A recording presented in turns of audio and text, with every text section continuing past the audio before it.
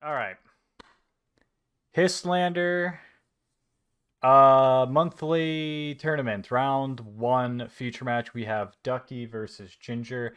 And honestly, I don't think we need to watch anymore. We've seen enough with the rock, paper, scissors in this case.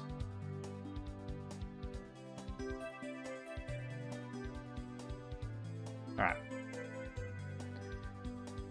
Okay, so I've learned a cool lesson of you can tell what format it is based on the board. Somebody taught me that, so this must be classic because the pendulum zones are on the side. So we're on classic. Ducky leads with a off-center T-set pass. So we'll see. Hopefully this MST will give us a little bit of knowledge. Compulsory evacuation device. So these are likely older decks. Pretty old. I mean, I remember Bujin's like it was yesterday, but I'm old, so yeah. This is Histlander, yes. So we have Bujin is going to swing into Necrogardna. So do we have Bujin versus Lightsworn? That is the question now. Of course, Histlander is a Highlander mixed with a historical format. So Bujin Yamato here going off. It took me 4 hours to assemble my new desk, but we got it done. Hell yeah. Very nice. Thank you, by the way. But yeah, so we have... it's an old deck. Bujin was 2013 with Legacy of the Valiant. Didn't really come around until later that year. Kaiser Coliseum builds and stuff like that kind of cropped up. Of course, like I was alluding to, is that this being a Highlander format, that is one copy of Yamato, so opening it raw is very clutch. That's pretty much the only way Bujins lose, is if you don't hit Yamato fast enough. So we had Yamato. That got a turtle into graveyard to give them a little bit of protection, as that is just kind of the theme. Now we had an MST onto Mirror Force into set 1, so this is a very slow opening from Ducky. Hopefully they'll be able to turn it around, but at this point the Yamato engine is really going to start running amok.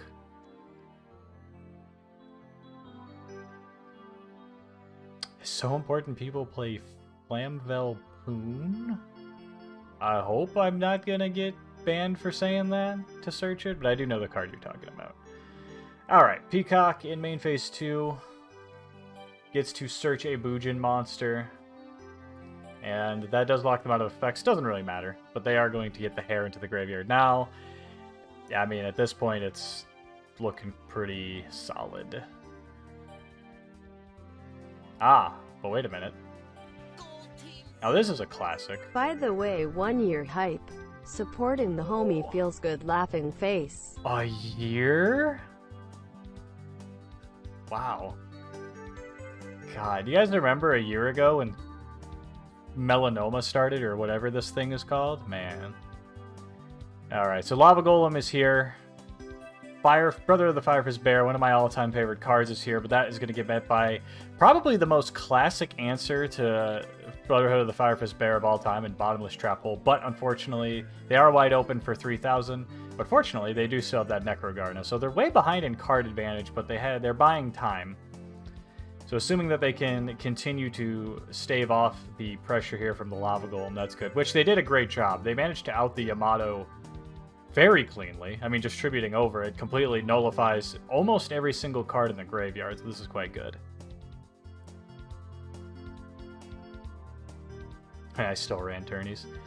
Whew, that was fun, but man, was it tough on the bank account. That Lava Golem attack actually connects, so that's huge. And then it's an insta-pass, so we're hoping for what? Swift Scarecrow?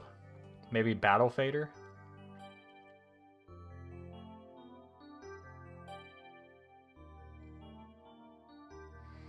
Magic Cylinder? It's Battle Fader. Solemn Warning. I have a lot of memories of using Solemn Warning on a Battle Fader in order to complete Lethal. Good times. Now, the other thing here is that Ginger is managing to set cards, so they are able... I'm assuming this is a very slow kind of deck, but that will really... That'll make it hard if Ducky does have any aggressive options that they want to establish, which I suppose would be maybe like Solar Flare Dragon. But this is good. They draw into Mikazuchi, which does turn on the Centipede, which gets rid of Pinpoint Guard. I don't even know what that would really summon, but that's interesting. Time isn't real. True. Mind control. So this is their final push. They want to win the game right now. And Necrogarden is out of the game. Battle Fader's out of the game. And we're out of game 1. That will go to Ginger on Bujin versus Lava Golem. The people that commented on the Chicken Nugget background. Yeah, I kind of ran out of ideas of a background to use for my Fire King video. And, you know, Grunix was always, like, joked as being, like, the big chicken man. So I was like, sure. 42 cards is a very astute observation, as Ginger is going to set a monster and set 2 and pass. The minimum deck size in Histlander is 30. As we can see, Ducky's on 30. So this is a fat deck. And, yeah, 42 unique cards in the deck. That's probably... It's hard to say. Lightsworn strategy? Maybe Infernoid? Which is one of the trickier trade-offs in Histlander. Definitely some sort of pile. Can't wait for the Arcanex post-COVID times. Yeah, COVID is like, it's a time skip, but everyone is actually like much weaker and like sadder. And like just generally filled with anxiety. Sick. Anyway. Alright, Foolish Burial's the open. Modern, I think, is where people definitely try to make more stuff work. I feel like I see a lot crazier ideas in Modern. A lot more crazier, I should say. But then again, like, I'm just old, so, like, Classic, just, I feel like I've seen it all. Alright. Foolish Burial for Shadal Dragon is going to hit Metalfoes counter. Interesting.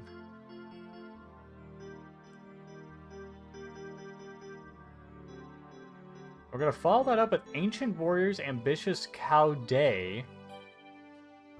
Okay, that is going to... I don't know what this card even does. Oh, okay, so they destroyed by card effects, so they get to discard Theo, the Iron Fist. Hammer, rather. And special summon it.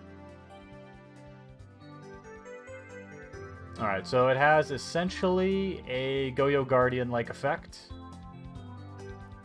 Now that they control another Ancient Warriors monster, it cannot be targeted by card effects, and it cannot be destroyed by card effects. So this is essentially a Dragoon that is also Gioh Guardian. So it's Gioh Guardian with Dragoon text, is basically what we're looking at. And we have Virtuous Liu Zhan, I think. I played hundreds upon hundreds of hours of Dynasty Warriors 4, so hopefully I'm getting that right. They are going to swing in. Now, funny... does this get to special summon it? Or did they swing with this? I wasn't paying attention. Okay. Well, I guess it doesn't. Huh. I believe this does specify graveyard. Yeah, sends it to the graveyard. So hilariously, they don't get to summon the Steelin. They did get to draw a card due to Liu Zhan's effect, since they declared an attack with another Ancient Warriors card. Does have a special summon effect, but it is not usable as they do not meet the conditions. They are going to follow up in main phase 2 with 3 visits, which is a Fire Formation Tensu. Gives an extra normal summon Aroma Dolce. What is that one called? Salon for Ancient Warriors. They're going to link away both for double Dragon Lord. So there's actually a fairly significant downgrade in terms of just their power. But it is going to allow them to add an Ancient Warriors card from deck to hand. It does give them the quick effect to Compulsory Evacuation Device a card, essentially. Going to take the Sun Mu.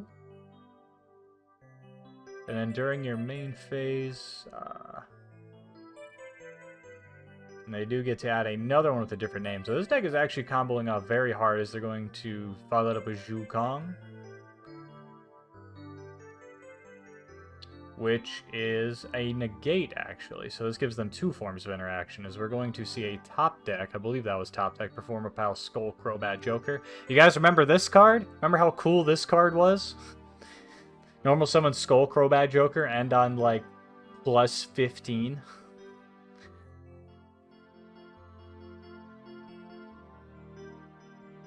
Going to take Odd Eyes Pendulum Dragon.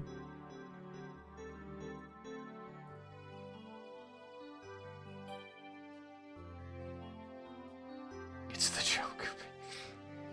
It's just green. It's not the Joker. Relax.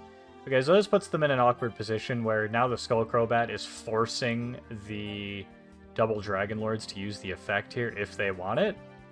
But what are you really going to bounce? Instead, they have Fearsome Zhang Yuan, which is going to hit the board. And it forces that monster to lose 1,000 attack. And then, since an opponent's card they control is destroyed by battle, they get to remove another card, which means they're going to remove Escape from the Dark Dimension. So, as I think people have alluded to in chat, this would appear to be Metalfoes Cosmo pile of good cards. I don't remember the Joker because I wasn't born in the 90s. What? Anyway. They're going to activate the Odd Eyes Pendulum Dragon. That's going to be made by Jun Kong, and that is going to send the 3 visits. Since 3 visits was sent to the graveyard, they get to special summon an Ancient Warrior monster from the hand. They are going to summon the Masterful Sun Wu, and that is game. So that is just way too much advantage here. Very well set up, very explosive turn from the Ancient Warrior deck. I'm quite impressed with how well that all worked. Seems a little bit reliant, but impressive. Impressive. Alright. Game 3, Classic. We are going to lead with Ginger, who is on Bujin, and Ducky on what we believe to be a Ghostrick related strategy. So Game 1 we saw that they were able to open the Bujin Yamato and kind of get the ball rolling there, and then we're able to sort of snowball that into advantage. This time the opening is not so strong, just an off-center T-set pass.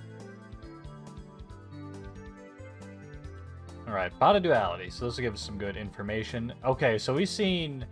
Okay, so that's 3 cards I haven't seen in years. So, we have Shard of Greed, which, wow.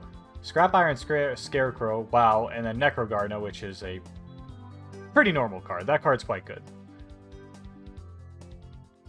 Okay, so Shard of Greed. So the way this card works is during each of your standby phases... Well, actually, no. It's every time you draw a card for your normal draw and draw phase, you put a counter on it.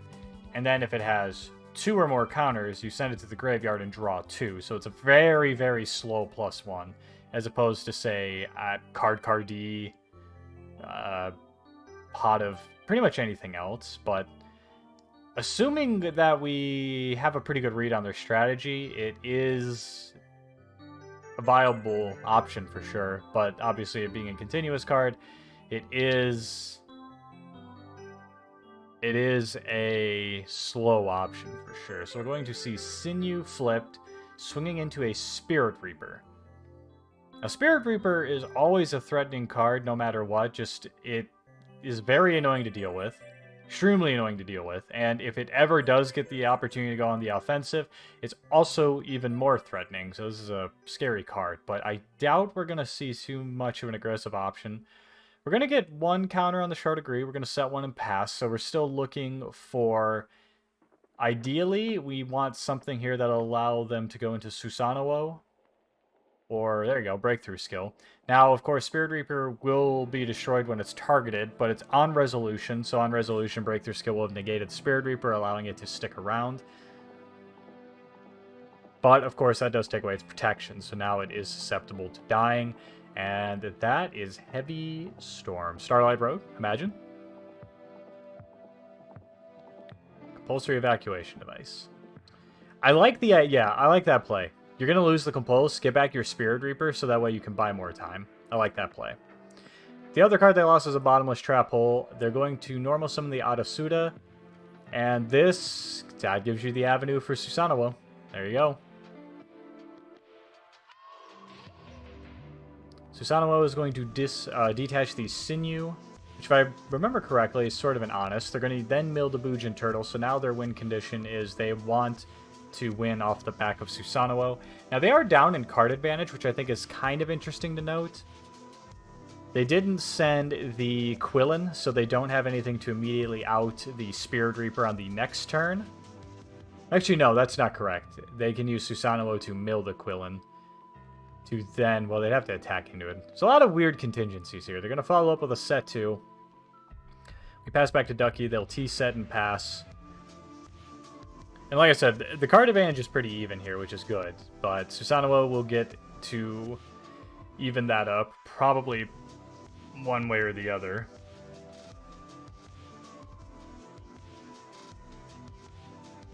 Oh yeah, the breakthrough skill is also a viable option as well. But, again, does require time, which is something that Ducky wants more than anything. Although we haven't seen them establish a direct win condition yet. We haven't seen anything that actually burns life points, nothing like a wave motion cannon, anything kind of in that regard. They're going to go for Centipede. Centipede is going to pop the back row. That's Pinpoint Guard, which is fine. That wouldn't be very good with Spirit Reaper since... Actually, no, it would be. This is a normal trap card, which is interesting. I thought it was a continuous, which means it would be constantly targeting the Spirit Reaper, which would not be a very good target. That is going to be the swing in the Spirit Reaper. Spirit Reaper, of course, is going to be chillin'. The poor shapes keep tripping me out. Didn't play much Pendulum Rule. It was an event, let me tell you. But yeah, it messes me up too, just because of my muscle memory from MR4 and on. It's pretty much the only time I've ever played EEO Pro. Nothing doing. We're just gonna pass on the Spirit Reaper, nothing else. And yeah, I know, right? I know, right?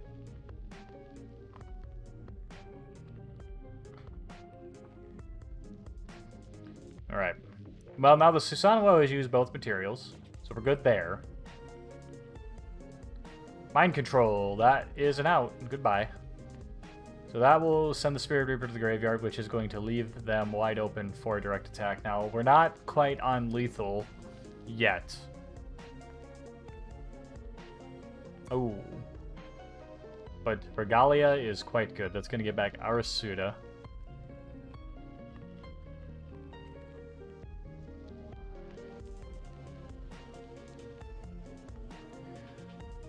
Fire Formation Tensu, just to get a little bit of a bump, so that is going to give them 200 extra to put forth 4,200 points of damage.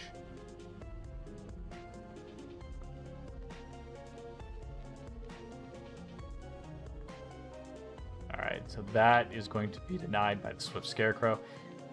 So, game 1 we saw Lava Golem, which, for all intents and purposes, seems to be the win condition. At least the win condition that we've seen so far. So we'll see if... Okay. This is interesting.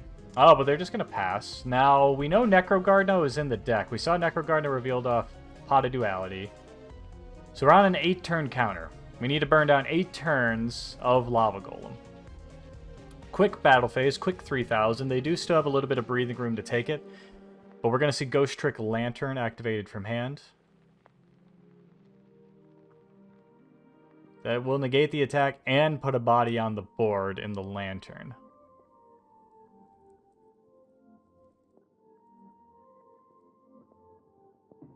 Call the Haunted onto Susanoo, so that's smart.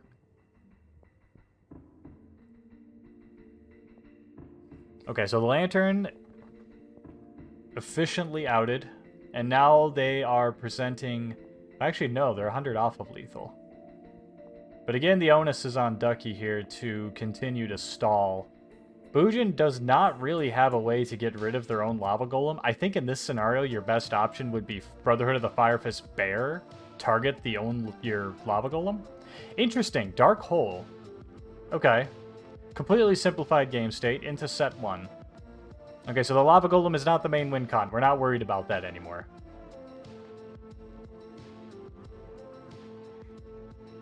True. But at this point, you know, resources are tricky. Oh. They were tricky, but now we can... Bujin Carnation comes out, which is going to target Arasuda and Centipede, and that is going to bring out an instant Xyz. I want to assume what... I think you can go into Bear here. Or no, sorry, Tiger King? No, we're going to go for Tsukuyomi. Does it have to be,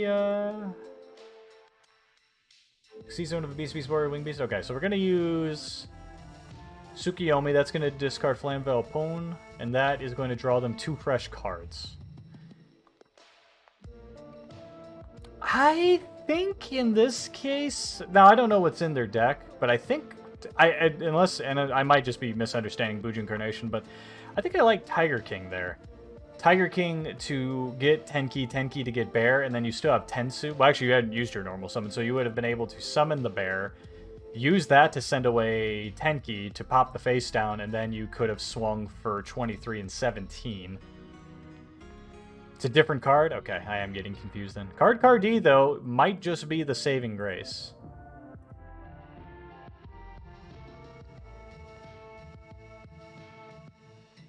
I don't know.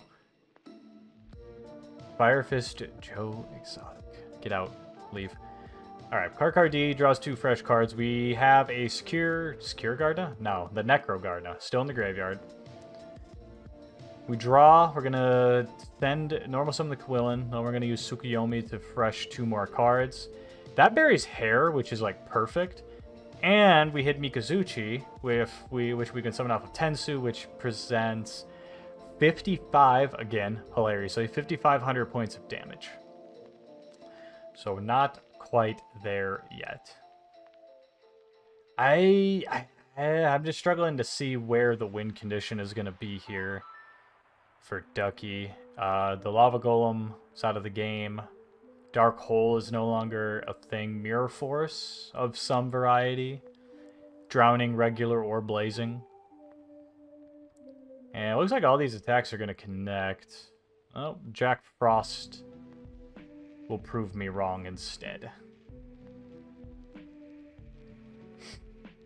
And that'll put up another body to block the final attack, so they get out mostly unscathed. The problem is that they need an answer now, because next turn lethal is presented on board, so we'll see.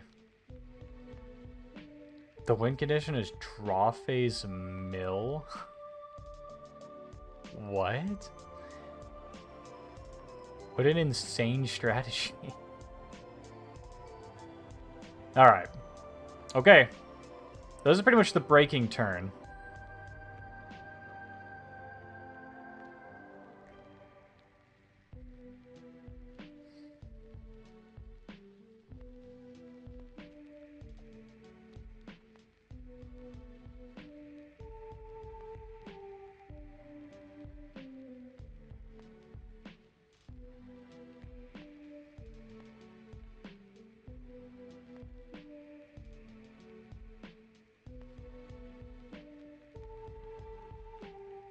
Crane.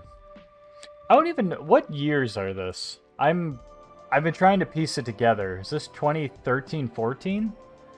And there's just a bunch of releases? Or is it like 2012 and it's like battle pack releases? 2012, 2013. 13, 14? Okay. There's the win con! It's Crane, baby! Now, I do like the synergy of being able to summon the Spirit Reaper, but what do we make? 13, 14. What can we make? Ghostrick, Alucard. Zen mains? Do we have the rank up? Oh. Eyes. Granosaurus, Ghostrick, Alucard. Ah, Ghostrick, Alucard's cool card. Now, what's interesting, though, is Alucard, if I remember correctly, can target any set card. Yep. So it's going to target the Tsukiyomi.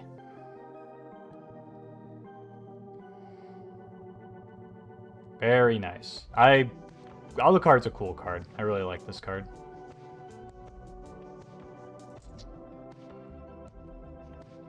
Alright. Can beat the Quillen. The problem... Well, it's not the worst thing. If you have the Quillen, Quillen will pop the Alucard. Alucard will then add another... It'll add a Ghostrick card in Graveyard, which there's Lantern and Jack Frost, so that's fine.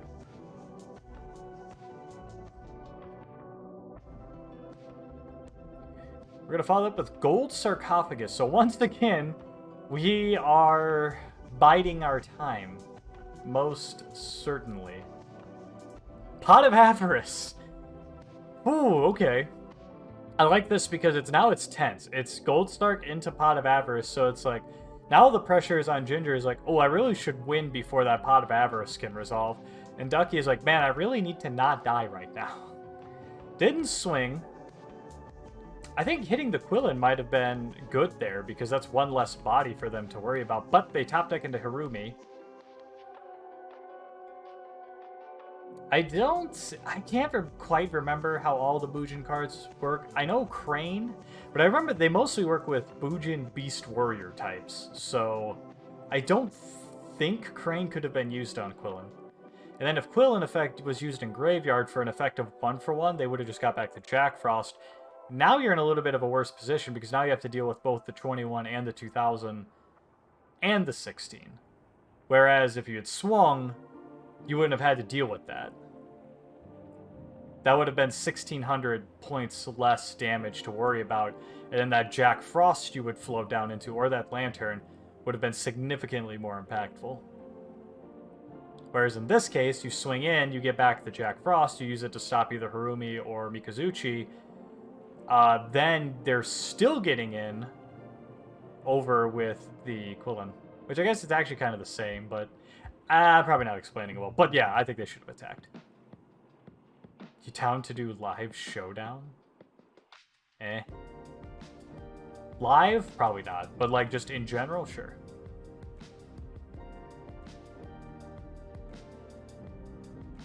Keep it to the last swing to round 1 next turn. Alright. Taking our time to think about it, though.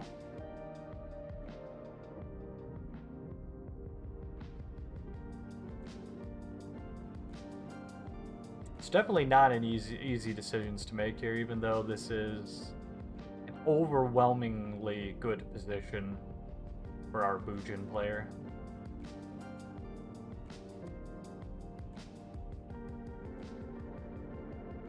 I guess the question too is that they have everything in graveyard. Basically, Sinew here is also very useful, since that can punch for an extra bit of damage here as well. Heartland Draco. Okay. Interesting. So Heartland Draco can attack directly. This is lethal. Yeah, this is lethal. Well, no. Heartland Draco is the only card that can attack now, so never mind. I'm wrong. The idea, but in my head, I was thinking the Heartland Draco attacks directly, and then the Mikazuchi attacks using Sinew's effect and damage step, and that would have been exactly 4,000 points of damage. But instead, we're going to use Heartland Draco to punch direct, which will be met by Necroguard. Now, I forgot that Necroguard was in graveyard, so I guess I was freaking out for nothing. But, you know, this Alucard survives, which means it's going to get better, because now it can get rid of this back row. One turn down on the Pot of Avarice. I suppose an interesting question.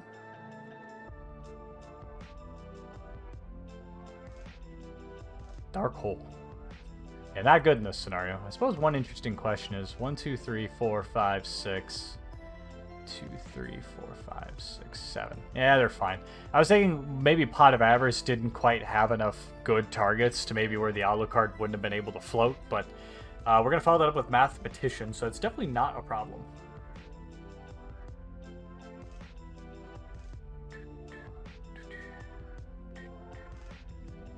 Oh. Send Dandelion. Okay.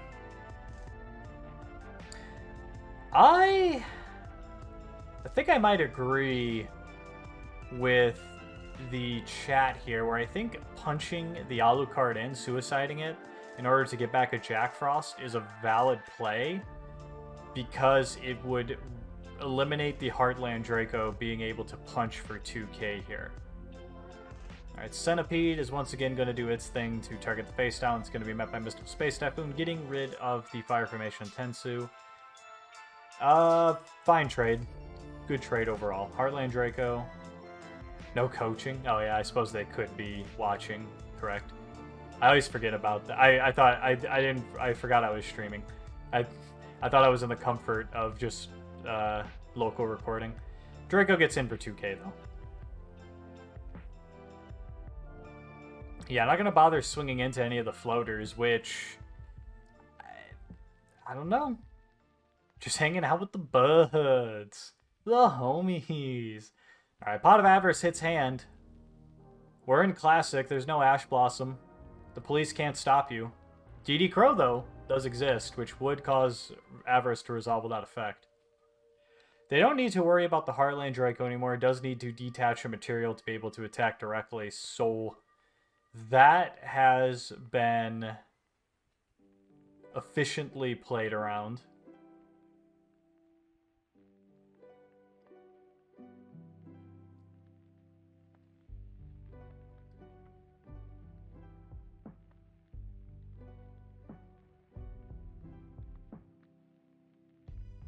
Oh, true, they couldn't attack the Alucard. We did discuss that in the previous turn, of how that card works.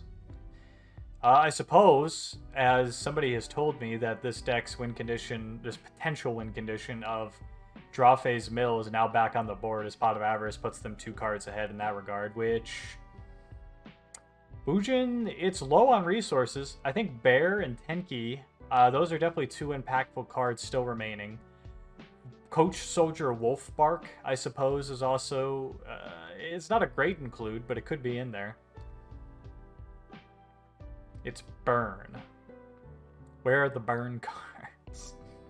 Imagine they drew into Lava Golem right now. And just simply get to switch everything to defense position.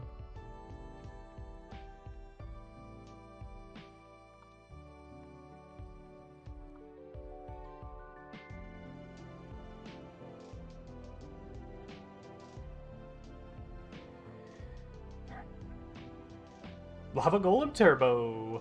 Yeah! Are there any, well, I mean, other than this one, viable burn strategies in Histlander? Chatterooski? Alright. Get to see another normal summon here of... Alright, chat, does anybody want to guess what card this is? 1,000, 1,300. It's... I don't know. Yeah, I never would have guessed that. So it's another Battle Stopper, but they're going to use it to make Nightmare Shark. Huh. Okay.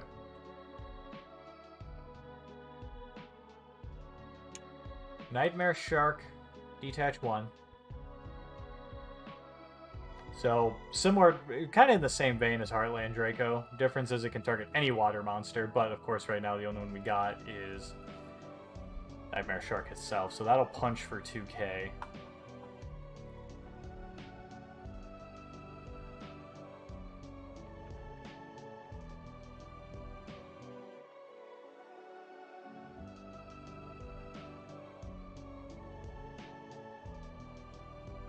You're playing Yu-Gi-Oh? I'm not. I'm just talking about it.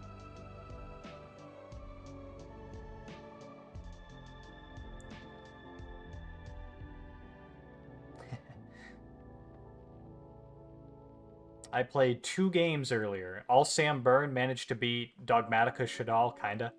I think the player might have just lost connection, but it was a very game we were winning for sure.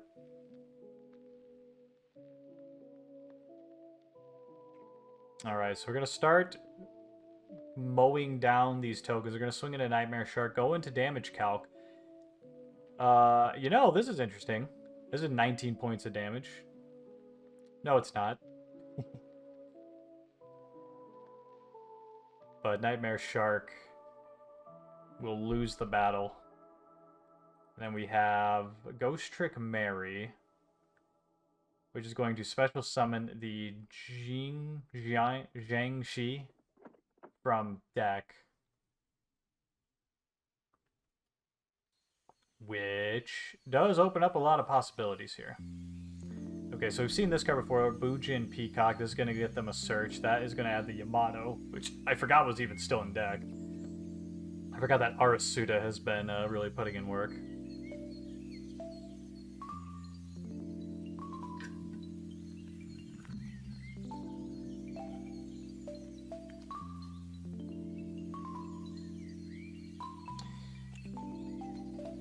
You know, it's tricky. Yamato is going to start adding cards to hand, and so is Mikazuchi if they want to. Obviously, they don't have to. But if that's the case, you only got 9 cards left in deck. Which is kind of scary.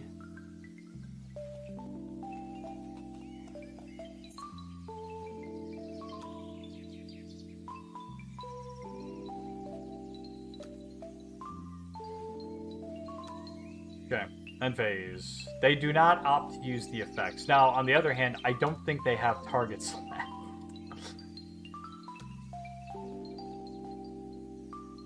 Okay. Flip Summon of Zhangxi. Unfortunately, Zhangxi can just use its effect to flip back face down, so they don't have to worry about the fact that they will die if they are hit by an attack.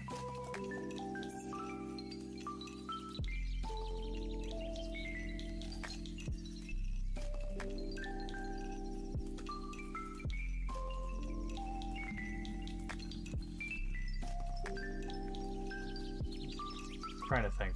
Well, they probably... I wonder if they shuffled back the...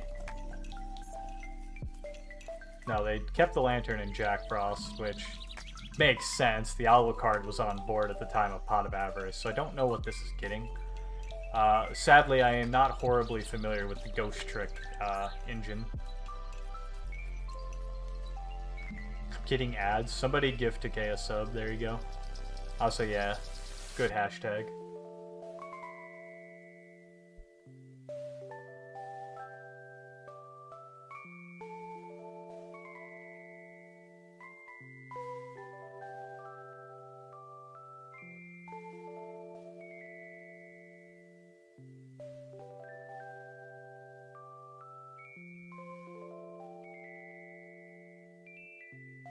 Good post.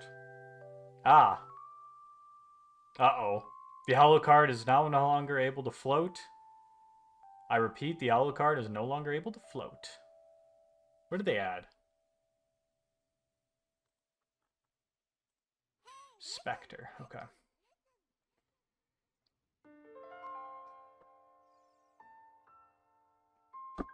Hello, cat. Very nice sleep. I'll give you 10 out of 10 for that one. Turn a City music, yeah. I think this is the... What is this? Zelda? Yeah, Zelda.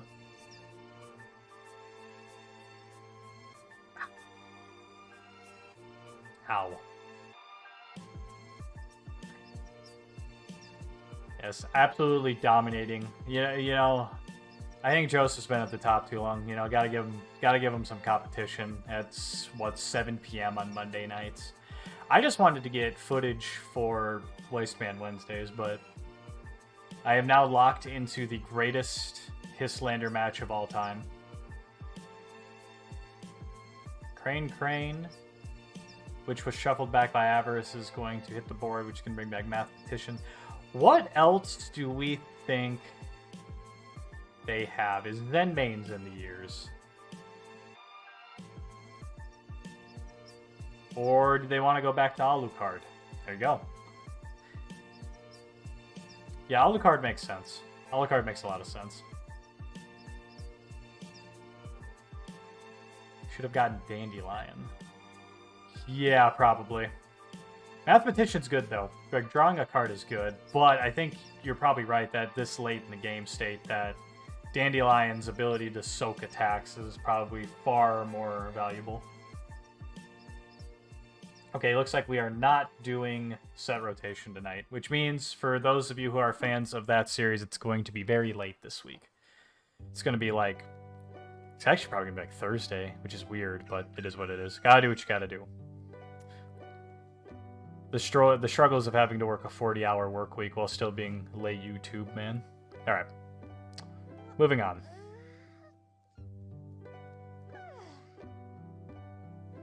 Mambo should love his since Nembo manga is unplayable. Shut up. Anyway, normal summon Crane.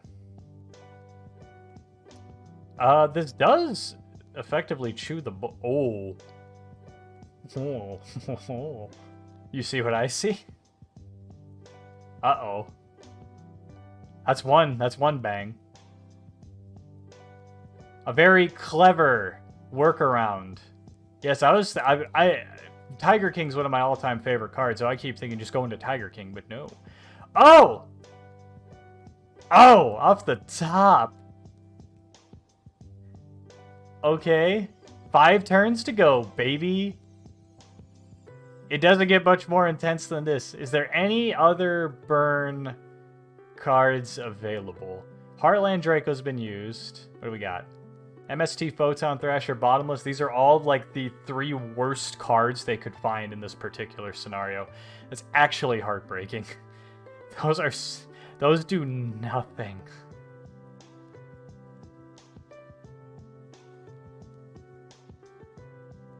MST. Yeah, I mean, that makes sense. Don't want to lose to anything silly. This is tough. Bottomless could have outed the Lava Golem. That's true. But yeah, in this scenario, it is so outrageously worthless. There's no rank 4s that I can recall that do piercing, so that's no good. You have to hit into something that's replacing itself here, so we'll go for Mathematician. Yeah, I mean... I guess unknown perils versus known horrors kind of a scenario. Shuffle the hand, set 2 pass. So we know one of them is Mystical Space Typhoon. We need 4 more turns, Ducky. Unless you find something that speeds it up. If you activate Meteor of Destruction, that would be sick. This would be the last turn you could legally. Marrowgeist. Apparently not. Heavy Storm. Very back and forth game in terms of card advantage, as we now see Ducky is up by 3 cards. Whereas 2, maybe 3 turns ago, Ginger was up by like 2 or 3 cards. Very swingy game. We do still need to find more time here. Which the Alucard does by 1 turn. We still need to find 3 more after that.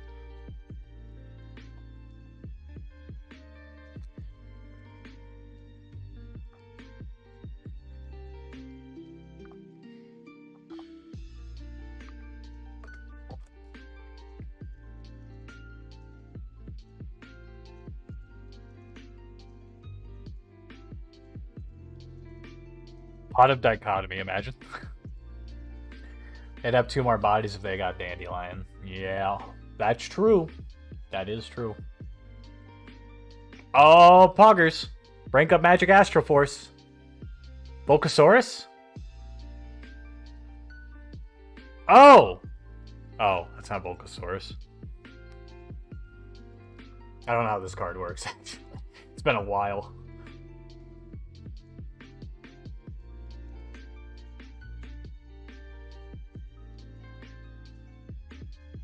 Okay. Crimson Knight Vampire Bram. It's not Volcasaurus, imagine. Imagine though. Well, I guess does Volcasaurus inflict to both? I don't remember how Volca works, but it would have been sick. So we are targeting the Crane for a body. Okay. 3 turns to go. Hold on. Let me get...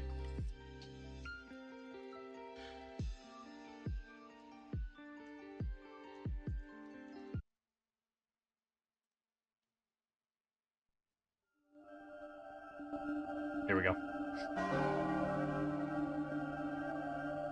Heartland Draco destroys Crane. Lava Golem gets rid of the Bram. Bram will come back and stand by. Alucard gets to float as well, which is going to get Lantern. Not Jack Frost, which I guess makes sense, because that means you don't want to put the Golem face down. That's what Ginger wants. Rum to hand. So that forfeits their normal draw phase.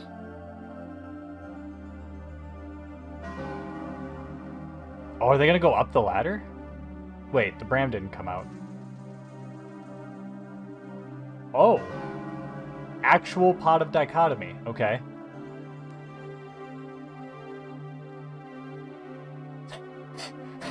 See?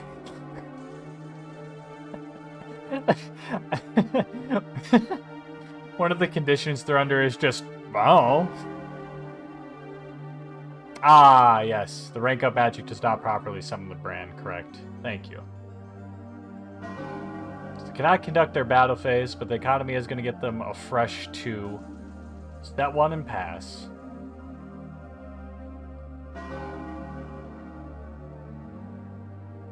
Two turns remaining.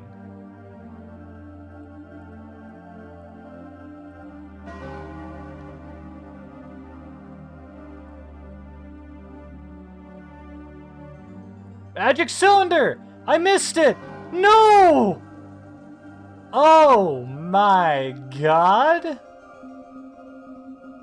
What a way to end it.